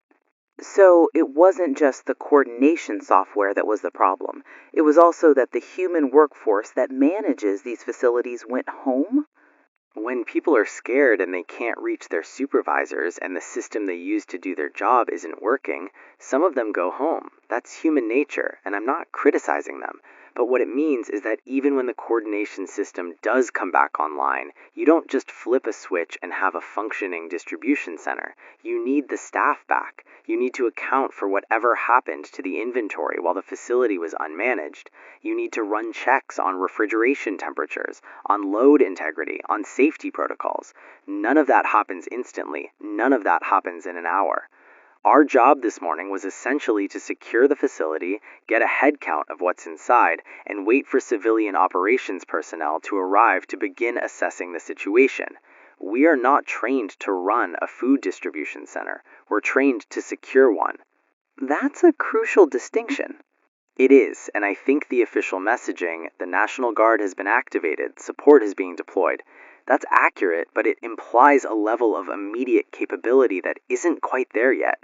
We can secure, we can assist, we can help with distribution once civilian operations are functioning. What we can't do is replace the operational infrastructure overnight. I just wanted people to understand the gap between what the activation announcement sounds like and what it looks like on the ground. James, thank you. Genuinely. Thank you for calling and for being honest with us about what the ground level looks like. I just want people to have accurate information, that's all. Stay safe. The gap between the announcement and the reality. James described it as clearly as anyone has today. The machinery of the official response is in motion. It is real. It is happening. And it is going to take longer to produce results than the announcement language implies. I think we owe our listeners that clarity. We now have a significant update that just came in, the power situation. We've been getting scattered reports all day about brownouts, brief power fluctuations in certain parts of the city. The OEM has just confirmed that cold storage facilities across the metro area are experiencing power stress. The city's grid is under higher than normal demand because every cold storage facility, every refrigerated warehouse, every distribution center with backup generators is drawing power simultaneously. The grid is not failing, but it is strained, and the OEM is asking non-essential commercial power users to reduce load voluntarily to protect cold storage operations. Protect cold storage, which is exactly what our caller from the supply chain industry warned us about hours ago. The food that's sitting in those facilities, the food that's waiting to be distributed, needs to stay cold. If the power falters and the cold chain breaks, then the distribution problem becomes a food loss problem. Right. Two different problems with very different solutions. We're going to take another call. Go ahead, you're on Red Zone Radio. Hi, I want to share something that I think people need to hear right now because I think the narrative of this day is getting very dark and very scared, and something is happening in my neighborhood that I think deserves to be said on air. I live in Sunnyside, Queens, and about 2 hours ago, my neighbor, she's 81 years old, she lives alone, her name is Mrs. Flores, she knocked on my door. She'd heard the news and she didn't have much food in her apartment, and within about 40 minutes, everybody on my floor had come together.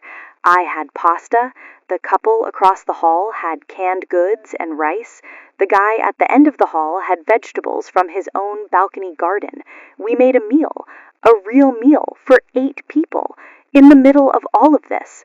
And we're sitting in Mrs. Flores's apartment right now. She has the biggest table, and the kids are doing homework, and the adults are watching the news, and everyone has eaten.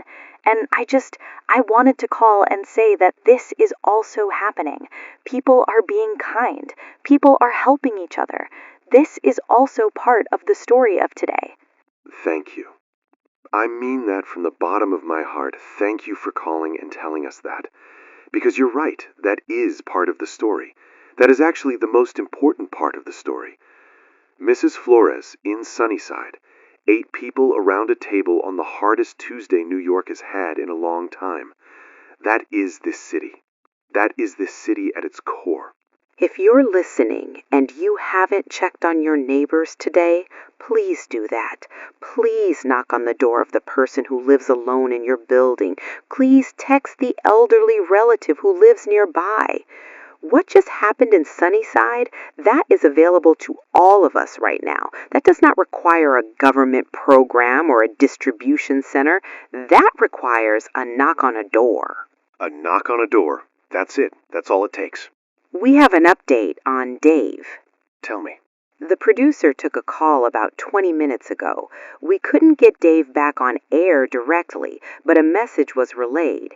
Dave's refrigeration unit on his truck went down. The produce load is gone. He left the truck on the shoulder of I-95 and is walking toward the nearest town. The message he asked to be passed along was, and I want to read this exactly as it was written down, "Tell your people I had 40,000 pounds of fresh vegetables on this truck. Tell them that." Dave, somewhere on I-95, 40,000 pounds of vegetables, walking toward a town he's never been to. Tell your people. We're telling him, Dave. We're telling him. I need a second. Take it. When the BBC starts covering a story as a crisis, it's a crisis. I want to note for our listeners that international news coverage of what is happening in the United States today has now reached a level I haven't seen since... I'm trying to think of the last time. I genuinely cannot think of the last time foreign news networks were covering a domestic American situation with this kind of sustained attention. BBC, Reuters International Desk, several major European outlets, they are all broadcasting continuous coverage of the food supply situation in the United States right now, which means the world is watching this. Which means this has moved from a domestic logistics story to something that countries outside our borders are treating as a significant global development. I say that not to alarm. I say it because I think context matters, and that is the context. We have our final call for this segment. Go ahead, you're on Red Zone Radio. Hi, I'm a hospital administrator. I work at a major hospital here in the city. I'm not going to specify which one. I want to share something for the medical community and for people who have family members in hospitals or care facilities right now. Our hospital's food service operations, the cafeteria, the patient meal programs, operate on a 48 to 72-hour supply cycle. We maintain a rolling inventory that is replenished by delivery multiple times per week. The last delivery we received was yesterday. Under current conditions, meaning no deliveries today, our cafeteria food service for staff and visitors runs out in approximately 18 to 20 hours. Patient nutritional services, which are medically mandated and not optional, are on a slightly longer reserve, perhaps 30 to 36 hours. We have activated our emergency nutritional protocol. We are rationing non-essential cafeteria items now and prioritizing patient nutrition. I'm telling you this not to cause alarm, but because families of patients who are currently in hospitals need to know that this is being managed and that patient care is the absolute priority. Staff are being asked to bring their own food from home where possible, and I would ask anyone in the city who has direct supply connections, restaurants, food service companies, anyone with food they cannot use right now, to consider contacting hospitals and care facilities directly. The hospital system is starting to feel this. Yes, and I want to be very clear, patient safety is not at risk today. What I'm describing is a management challenge, not a crisis at the clinical level, yet. But I want to be honest about the timeline, because I think honesty serves people better than reassurance that turns out to be wrong. Thank you. That takes real courage to say publicly. Thank you. We need the distribution system to move. Whatever it takes, it needs to move. We hear you, and we are going to say that as loudly and as clearly as we can on every segment for as long as we are broadcasting. The distribution system needs to move. The clock is running. People are depending on it. 3:45 in the afternoon. You are listening to Red Zone Radio. I've been on air for nearly 10 hours. Jenny has been here for all of it. And I want to begin this segment with something I have not said yet today, because I was waiting until I was certain. I am now certain. What we are experiencing is not a disruption. What we are experiencing is a collapse of the food supply chain in the United States. I say that word, collapse, with full awareness of what it means. I did not say it at 6 o'clock this morning. I did not say it at noon. I'm saying it now because I think the evidence requires it, and our listeners deserve accurate language. The system that moves food from where it is grown and processed to where people live and eat has stopped functioning at a national level. That is a collapse. That is the word. The President addressed the nation approximately 40 minutes ago. We carried it live. For anyone who missed it, the President declared a federal food emergency under the National Emergencies Act. Military logistics assets are being deployed to assist with food distribution. The phrase used in the address was, "This will take time to resolve." Not hours, not a specific number of days, time. That is the official timeline given to the American people by the President of the United States this afternoon. The phrase, "this will take time to resolve," is the sentence I want to sit with right now, because I think it contains the most important information anyone has given us today, and it is the information that nobody wants to acknowledge directly. This is not today's problem. This is not tonight's problem. Whatever happened at 3:30 this morning, whatever the coordinated failure of the primary and backup logistics systems actually represents, the recovery from it is not measured in hours. It is measured in something longer. And every person listening to this broadcast needs to understand that. The cybersecurity aspect has been confirmed. Federal officials have now confirmed on the record that the failures this morning were the result of a cybersecurity breach, a deliberate attack on the National Freight Coordination Network and its redundant backup systems simultaneously. They were taken down within the same operational window. The attack was, in the words of the federal official who briefed reporters this afternoon, precise, coordinated, and clearly the result of significant advanced planning. Attribution has not been officially made. The investigation is ongoing. So, it is confirmed. This morning was not an accident. Someone planned this. Someone knew exactly which systems to hit and when to hit them to produce the maximum disruption to the food supply chain. That is, I want to just say clearly, that is an act of deliberate harm against the American people, against the most basic system of daily life, the system that puts food on the table. Someone targeted that system, deliberately, precisely, and it worked. We have Diane on the line. Diane, you're in Park Slope. You've called us before today. What's happening in your neighborhood right now? Hi, yeah, so I've been listening all day, and I wanted to give you a real ground level update from my building because I think it's actually Okay, so we have 32 units in my building. About an hour ago, someone knocked on every single door. It was Mr. Kim. He lives in 4B. He's 83 years old. He's a Korean War veteran. He made a list. He went to every apartment and he asked 2 questions. What do you have and what do you need? Just those 2 questions. And then he came back to his apartment and he made a master list. And now we have a building-wide food sharing arrangement. People who have extra are leaving things in the hallway. People who need things are taking them. No chaos, no arguments. Just a list made by an 83-year-old man who knocked on 32 doors. Mr. Kim made a list. He said, and I want to quote him because I think it's worth saying, he said, "I have seen worse than this. In worse conditions than this, people with less than this have been decent to each other. We will be decent." And then he went and knocked on every door. He said he's seen worse. Michael, the man is 83. He's seen a war, and he knocked on 32 doors. Tell Mr. Kim. Tell him we said thank you. Tell him we said his name on the radio. I will. He'll like that. I hope so. Diane, how are people in your building doing emotionally? Not practically, emotionally. Scared, trying not to be. The families with kids are managing the kids, keeping them busy, keeping things calm for them. The older residents are the ones who seem most grounded, actually, the people who've lived through other difficult things. They're steadier than the rest of us, which makes sense, I think. When you've actually experienced something hard before, you know it has a shape. You know it has an end. The people who are most afraid today are the ones for whom this is the first time something this big has ever touched their daily life directly. The first time the grocery store didn't have food.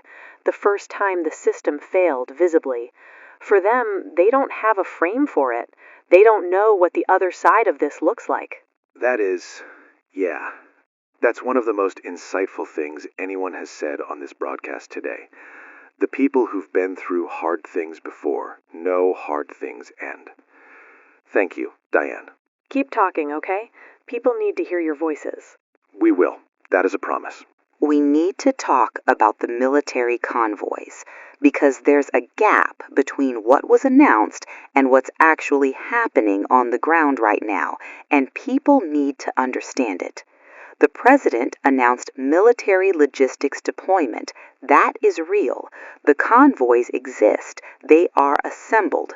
But the same highways that our helicopter correspondent described as frozen earlier today, those highways are what the military convoys need to reach the distribution points. And while some military vehicles have the capacity to navigate around stalled civilian and freight traffic, a full-scale food logistics convoy is not a small operation. It is trucks, large trucks, and large trucks need clear roads. So the convoys are moving, but slowly. The convoys are moving, but slowly. The distribution points that were announced for 4 p.m., Yankee Stadium, Barclays, Flushing Meadows, Staten Island Mall, Javits Center, they are open. National Guard and FEMA personnel are on site, but the volume of food that has reached those locations as of right now is less than what was planned, because the supply moving to those locations is facing the same highway conditions as everything else.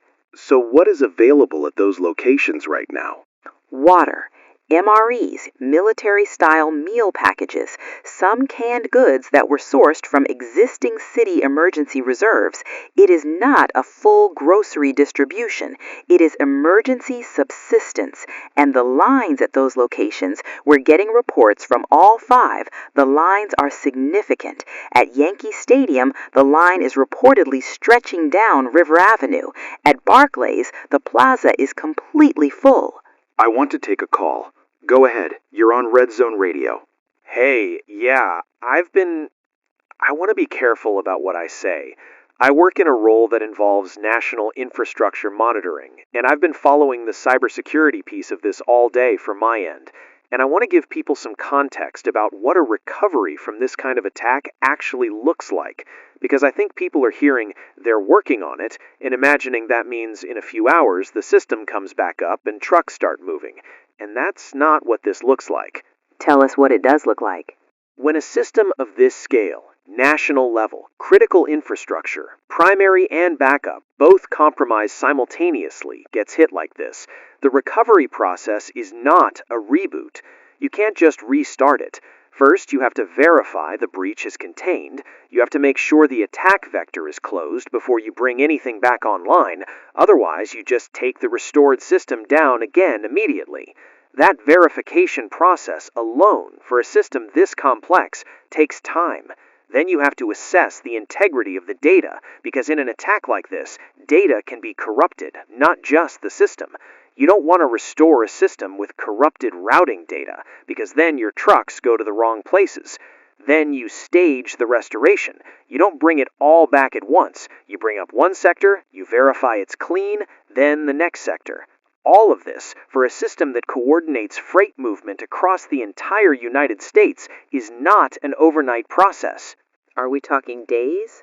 I don't want to give a specific number because I don't have direct visibility into the status of the specific systems, but I would say, in my professional judgment, based on what has been publicly described, the timeline that the phrase, "this will take time to resolve," is pointing at is not 48 hours. It's longer. Longer than 48 hours. That's my read. I could be wrong. I hope I'm wrong.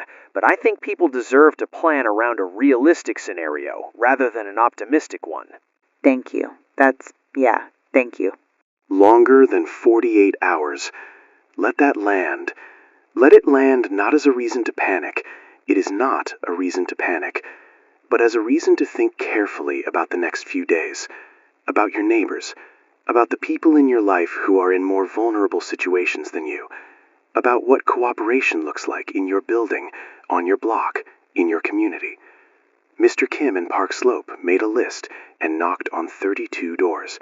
That is the template. That is what the next few days look like if we decide they look like that. We have one more call. Go ahead. Hi, I'm a social worker. I've been doing crisis response for 11 years. And I want to address something that the hospital administrator touched on earlier, the mental health dimension of today, because I've spent the last 4 hours on the phone with clients and with colleagues, and what I'm seeing is that the psychological impact of what's happening is running ahead of the physical impact for a lot of people. People who have enough food right now, who are, practically speaking, okay today, are in acute psychological distress, because the system they relied on without thinking has visibly failed. And for a lot of people, the grocery store wasn't just where they got food, it was a daily touchstone, a piece of routine that said, the world is working, things are normal, everything is okay. And today, that touchstone is gone, and people are in free fall. Not because they're hungry yet, but because the thing that told them every day that things were okay has stopped telling them that. The grocery store as proof that the world is working. Exactly. And when that proof is gone, even temporarily, people who have underlying anxiety, people who have experienced previous trauma, people who are already in fragile mental health situations, they're in crisis right now. Not food crisis, psychological crisis. And I want to say to anyone listening who feels that way, who feels like they are falling, even though they have food in their house right now, that what you're feeling is real, and it makes complete sense, and it does not mean something is wrong with you. It means you're a human being who built their sense of safety on a system that has shown a crack, and cracks are terrifying even when the building is still standing. If you're listening right now and you feel what she just described, you're not alone. You're not overreacting, you're human. And we are going to keep talking to you for as long as we need to. That's why we're here. Keep talking. That's the main thing. The sound of calm voices talking honestly, that is doing real psychological work right now. You may not realize the function you're serving, but you're serving it. Thank you. Thank you very much. Our backup generator just kicked in. I want to say that on air immediately and clearly. We are on backup power. The main grid power to the station flickered, and our generator activated automatically. We are not going anywhere. Red Zone Radio is on backup power, and we are not going anywhere. I want to be completely transparent with our listeners. This broadcast will continue. That is not in question. What I can tell you is that we are monitoring our generator fuel level, and we will keep you updated on that. Right now, we are operational. We are here. You are not alone. The power fluctuations that OEM warned about earlier, those are starting to manifest more broadly across parts of the city. We're getting text from listeners in parts of the Bronx, in sections of Brooklyn, and parts of Queens, describing brief outages and flickering. The grid is under stress. If you have food in a refrigerator or freezer at home, and I want to say this practically and clearly, do not open those appliances more than necessary. Every time you open a refrigerator, you release cold air. If the power situation becomes more unstable over the next few hours, keeping your food cold for as long as possible becomes important. Keep those doors closed. Practical information. That is what we are here for. Let's go to the phones. Go ahead. You're on Red Zone Radio. Hi, I'm a nurse. I work at Bellevue Hospital. I'm calling on my break. I've been on shift since 7 this morning, and I'm going back in about 15 minutes, so I'll be quick. I want to tell you what I'm seeing in the ER because I think people need to know this is real, and it is affecting the medical system. We are seeing a wave of patients who are not medically ill. They are in psychological crisis. Anxiety attacks, panic episodes, people coming in because they don't know where else to go. Elderly patients being brought in by neighbors who are worried about them. We are also, and I want to say this carefully, we are seeing the first presentations of patients who have not eaten today. Not because there was no food available to them, but because the disruption and the fear and the confusion of today caused them to not eat. Diabetic patients who missed meals, patients on medication that requires food, people who live alone and have no one checking on them and simply did not manage to eat today. That group, isolated adults, elderly people who live alone, people with disabilities who depend on delivery services for their food. They are the most vulnerable right now, and they are the ones who need someone to knock on their door. We are treating them clinically, but what they needed was a neighbor. What they needed was someone who knew they were there and went to check. Knock on the door. We keep coming back to that. Please, everyone listening, if you know someone who lives alone in your building, on your block, please knock on the door. Tonight, today, now if you can. I have to go back in. One more thing, and I hope this reaches whoever needs to hear it. The hospital cafeteria food service situation that was described earlier is accurate and is continuing to develop. Staff are managing. Patient care is the priority, and patient care is being maintained. But staff are going to be hungry tonight. These are people working 16-hour shifts in an emergency, and they need food too. If anyone has capacity to support hospital staff nutritionally right now, reach out to your local hospital directly. They will tell you how. Thank you. Go take care of people. That's the job. Michael, I want to share something personal. While you were on with the nurse, I got a text from my mother. She's in Flushing. She texted to say she's okay. She's with her neighbor, Mrs. Park, and they cooked together this afternoon. She said to tell you, and I'm quoting her directly, she said, "Tell Michael his show is keeping people calm. Tell him to keep going." Your mom is a good woman, Jenny. She really is. We'll keep going. Let's take another call. Hi. I'm a diner owner. I have a place in Brooklyn, in Bay Ridge. I've been running it for me and my dad before me 40 years. Breakfast spot. Open every morning 6 days a week. 40 years. I want to tell you where I am right now. I'm sitting in my diner. It's empty. I came in this morning like always. I always get there at 5 to start the prep. And by 7 it was clear nothing was coming. My food service delivery didn't arrive. My produce didn't arrive. I had what I had on hand from yesterday. I opened anyway. I made what I could. By 9:30 I had served everything I had, and I closed the door. And now I'm sitting here, and the chairs are up on the tables, and the kitchen is clean, and I'm looking at a grill that's been going every morning for 40 years, and it's cold. And I just wanted to call someone. I didn't know who else to call. Robert, you said 40 years? 40 years last March. 40 years last March. What does 40 years of feeding people in Bay Ridge feel like on a day like today? It feels like... You know what it feels like? It feels like the first time I understand what I was actually doing. All those years I thought I was running a diner, making eggs, pouring coffee, keeping the books. But what I was actually doing, what all of us who feed people are actually doing, is holding a piece of the world in place. You open the door every morning, and you make the food, and people come and they sit and they eat, and the world is stable. The diner is open. Things are normal. Everything is okay. And when the diner can't open, when the eggs don't come, you realize that the thing you were doing was bigger than eggs. It was saying every morning that the world still works. And today I couldn't say that. And I just wanted to tell someone that. Robert, your diner is going to open again. And when it does, when those eggs come back and that grill heats up, what you're going to be doing when you flip those eggs is exactly what you just described. Saying that the world still works. And people are going to need that. They are going to need it more than they ever have before. I hope so. I know so.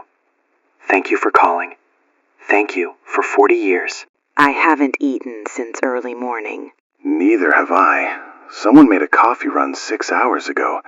I think there might be something in the vending machine. The vending machine is down to chips, and I think one granola bar. We're covering a food collapse and we're the first casualties. Michael. Too soon? Bit too soon. Yeah, fair enough. Let's take one more call. Hi. I've been listening all day. All day. I'm calling from rural Pennsylvania, and I want to share something because I've been hearing a lot from the city perspective today, and I want people to know what it looks like out here. My husband and my neighbor went out this morning and hunted. We got a deer, and our whole neighborhood, 8 houses, is eating tonight because of that deer. And I've been thinking about this all day while I listen to you. We, the people out here, who grow things, who hunt, who have wells and gardens, we build resilience into our lives kind of naturally because we live far enough from the infrastructure that we always knew it wasn't guaranteed. And the people in the cities built their lives around a system that worked so perfectly for so long that they never had to think about what was underneath it.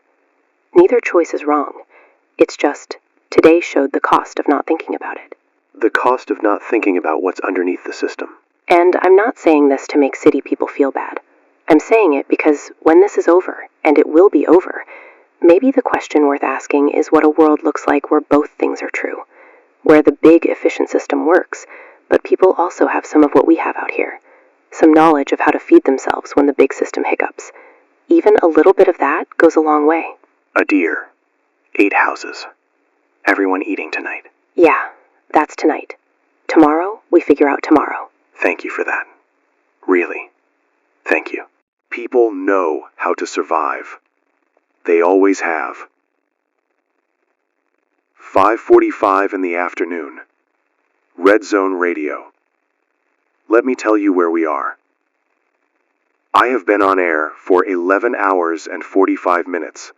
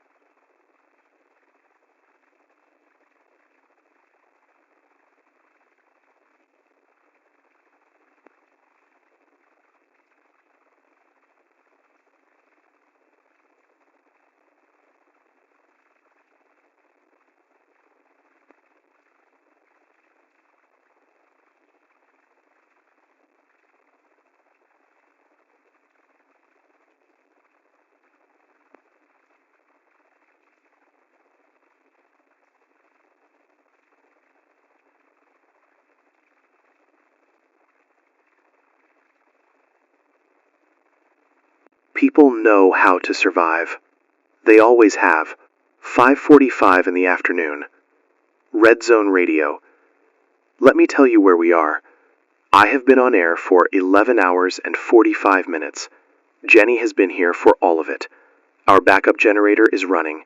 Our phones are still lit up. And we are still here. Let me give you the most honest summary of the current situation that I am capable of giving. The National Freight Coordination Network is still down. The military food distribution is operational, but limited. The highway conditions are hampering the volume of food reaching distribution points. Approximately 30% of New York City has been able to access emergency food distribution as of the last OEM update. That means approximately 70% has not. Cold chain failures have resulted in significant food spoilage across distribution facilities nationally. The scale of that loss is still being assessed, and there is no timeline for full restoration of the freight network. That is what we know. What we don't know: the full scope of the attack, who is responsible, when the freight system will be operational again, what the next 72 hours look like in terms of food availability. Those are the 4 questions that nobody has given a clear answer to today. And those are the 4 questions that matter most to the people listening to us right now. And what we do next, which is the most important category. What we do next is what tonight looks like, and what tomorrow morning looks like, and what the day after that looks like. And here is what I believe, based on 11 hours of listening to the people of this country call this station. We know how to do this. Human beings know how to feed each other. Mr. Kim in Park Slope knows how to do this. The deer hunter in Pennsylvania knows how to do this. Carl the farmer with 12,000 pounds of sweet corn knows how to do this. The 8 houses eating together in rural Pennsylvania tonight know how to do this. The system that failed this morning is a system built on top of that older knowledge. The older knowledge is still there. It does not require a freight coordination network. It requires people to look at each other and ask 2 questions. What do you have, and what do you need? Tony is back on the line. Tony from Staten Island. You've called us twice today. Tell us how you're doing. Mike, Jenny, yeah, I made it home a couple hours ago. I got what I needed from the store, eventually. Took a while. And my neighbor, her name's Mrs. Petrova. She's been on my floor for 15 years. She's 80 years old. She knocked on my door about an hour ago. She had soup. Actual soup. A whole pot of it. She said, and I'm going to say this exactly how she said it because it needs to be said exactly. She said, "This is what soup is for." That's it. That was the whole thing. She didn't make a speech. She didn't talk about the crisis. She just showed up with soup and said, "This is what soup is for." And I sat in her apartment for 45 minutes and I ate soup. And she told me about growing up in a place where this kind of disruption wasn't unusual and how her mother taught her to always have a pot ready because you never know who's going to need it. And I want people to know that Mrs. Petrova exists. She's real. She's on my floor. And she made soup. Tony? Mrs. Petrova made soup. She made soup. And I didn't know what to say to her. I've lived next to this woman for 15 years, and I don't think I've ever appreciated what it means that she's there. Today, I appreciated it. Very much. Tell her we said thank you. She's right here, actually. She wanted to listen. Mrs. Petrova, we hear you. Thank you. That's the broadcast right there. That's all of it, in one phone call. We have an update on the cybersecurity attribution. Federal officials have now confirmed that the attack targeted 3 systems simultaneously: the National Freight Coordination Network, the USDA's primary logistics portal, and the Federal Cold Chain Monitoring System. All 3 were taken down within 4 minutes of each other at 3:30 this morning. The simultaneity and precision of the attack is what federal officials are emphasizing in their briefings. This was not opportunistic. This was planned, precise, and executed with a level of sophistication that points to a state-level actor. No formal attribution has been made. The investigation continues. 3 systems, 4 minutes, 3:30 in the morning. Someone knew exactly what to take down and in what order to produce the maximum cascading effect on the food supply chain. The freight coordination system stops the trucks. The USDA logistics portal prevents federal response coordination. The cold chain monitoring system blinds emergency managers to where the food spoilage is happening and at what rate. Each system, taken down in sequence, makes the other's failure worse. That is not a hack. That is a strategy. We have a letter, an actual email, not a text, from a listener who has been with us all day. I want to read it. She wrote, "I've been listening since you were making jokes about the Mets this morning. I'm a single mother. I have a 2-year-old daughter. This afternoon, I fed her the last food in my house, a bowl of plain oatmeal. While she was eating, I kept the radio on so she wouldn't see how scared I was. She doesn't know. She just kept eating. She's asleep now, and I'm sitting here, and I don't know what tomorrow looks like, and I found your station's email, and I just needed to tell someone that she ate. She's okay. She ate her oatmeal, and she's asleep, and she doesn't know. To that mother, we hear you. We are going to tell you that the Javits Center distribution point is open and has food available. We are going to tell you that if you need help getting there, the OEM hotline number is, and we're going to repeat this, the number is posted on the city's emergency management page, and we are going to read it on air right after this segment. We are going to tell you that you did exactly the right thing by keeping the radio on. She ate. She's asleep. She's okay. And tomorrow we find out together what comes next." To that mother, and to every parent listening right now who is trying to be calm for their children, you are doing the most important job that exists, and we see you doing it. We have a report, a genuinely positive report, and I want to make sure it gets the airtime it deserves, because we've been in difficult territory all afternoon, and this matters. Military food convoys have reached 3 of the 5 city distribution points in meaningful volume in the last hour. The Bronx, Yankee Stadium, is now distributing substantial food resources. Harlem, an additional point that was opened about 45 minutes ago at Marcus Garvey Park, is operational and distributing. East New York and Brooklyn has a convoy on site. The lines are long. They will be long. But the food is there. It is reaching people. It has started. It is not enough, but it has started. And starting is not nothing. Starting is not nothing. We have one more call before the segment end. Go ahead, you're on Red Zone Radio. Hi, I'm a teacher. I have 31 students in my class. I want to say something for the educators listening, because there are a lot of us thinking about the same thing tonight. Tomorrow morning, if schools open, and I don't know if they will, my students are going to walk through that door having experienced today. Some of them will have gone to bed hungry tonight. Some of them will have seen their parents scared for the first time. Some of them will have questions that I don't have the answers to. And I want to say to every teacher listening, that's okay. We don't have to have the answers. We have to have the presence. We have to open the door and be there, and be steady. That's the job tomorrow. Not curriculum, not test prep. Being the steady presence that says, you're here, you're okay, we're going to figure this out together.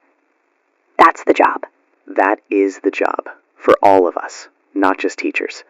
That is the job for all of us tomorrow. Be the steady presence. Open the door. Be there. Thank you for being on all day.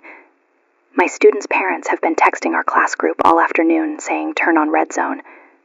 You've been the steady presence for a lot of people today. We're going to try to keep being that. Thank you. 6:31 in the evening. Red Zone Radio. 12 hours and 31 minutes since I sat down in this chair and made a joke about late truck deliveries. I want to start the final segment of my shift by saying something I have never said on air in 17 years of broadcasting. I came in this morning to do a morning show. I am leaving this chair, eventually, having done something I don't have a good word for, something between journalism and witness and company, something that happens when the normal order of things stops working and a radio station becomes one of the last wires connecting people to something stable. I don't say that with pride. I say it with gravity, because that responsibility, being the wire, is a serious one, and I hope we carried it the way it deserved to be carried today. 12 hours ago this morning, when the first text came in about a Trader Joe's with no bananas, I thought we'd be done with this story by 9 a.m. I want to be honest about that. I thought it was a logistics story, a one-segment thing, and I sat here and watched it become something that I don't think any of us had a word for when we woke up this morning. Let me give you the final factual summary of where things stand as of 6:30 this evening. The National Freight Coordination Network, still down. Federal technical teams are in the restoration process. No public timeline has been given. Military food distribution, operational at 7 points across New York City as of this hour, with convoys reaching additional cities nationally. Cold chain failures, widespread, with significant food spoilage reported at distribution facilities in at least 19 states. The scale of that loss is still being calculated. Highway conditions, improving slowly as military and emergency vehicles are given priority corridors, but significant congestion remains. Power grid, stable at present, with OEM continuing to monitor cold storage facilities. The cybersecurity investigation, ongoing, with federal officials describing the attack as the most significant and coordinated act of infrastructure sabotage in American history. State-level foreign actor involvement indicated. No formal attribution made. That's what we know tonight. That's what 12 hours of reporting looks like. Not solved, not resolved, but known. And knowing, even hard things, is better than not knowing. Diane is on the line. Final call of my shift. Diane, Park Slope. How is Mr. Kim? Mr. Kim is fine. He ate dinner with our neighbor's family.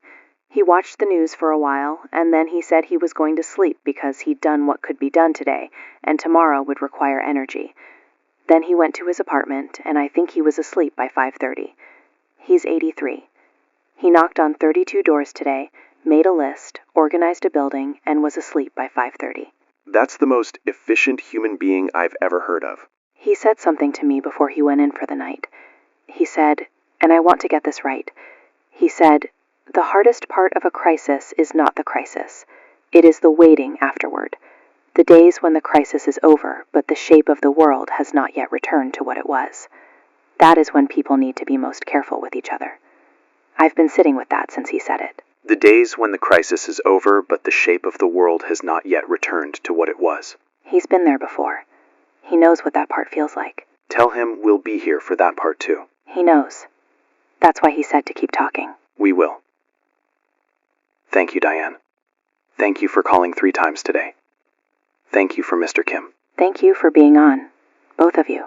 We have one final message I want to read. It came in from a truck driver. He's in Ohio.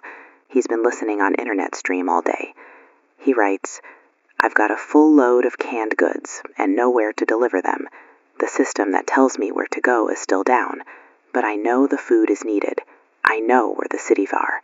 First chance I get, first instruction or no instruction, I'm moving. I'm not waiting. The food needs to go where people are, and I know how to drive. That's all I know how to do, and I'm going to do it." That's the whole thing right there. That's the entire thing. A man in Ohio with a truck full of canned goods who doesn't need a coordination system to know that food goes where people are. That's the whole thing. It really is. 12 hours ago I was making jokes about the Mets. I want to be real with you. I didn't know. When that first text came in at 6 this morning, I did not know what this morning was going to be. I don't think any of us did. I made jokes because that's what you do when you don't know something is serious yet. I stopped making jokes when it became serious. And somewhere in the hours between the jokes and right now, this broadcast became something I'm going to carry for the rest of my career. The calls we took today. Carl and his 12,000 pounds of sweet corn. Dave and his 40,000 pounds of vegetables walking down a highway in Pennsylvania. Rosa, locked in the back of her store. Tony, eating soup with Mrs. Petrova. Diane and Mr. Kim and his 32 doors. The mother with the oatmeal and the sleeping child. The teacher thinking about tomorrow. The soldier on the ground telling us the truth about the gap between the announcement and the reality. Every one of them. Every single one. I am going to carry all of them. So am I. This city is still standing. This country is still standing. Damaged, disrupted, scared, and standing. And Red Zone Radio is still on. The generator is running. The phones are still lit. And we made a promise this morning that we're not going anywhere. I personally kept that promise today. My colleague is going to carry it forward from here. Because the broadcast does not end. It transfers. New voice. Same wire. Still connecting. Still here. You've been with us all day. Some of you since 6 o'clock this morning. Some of you since you heard about us from your neighbor or your sister or your building's WhatsApp group.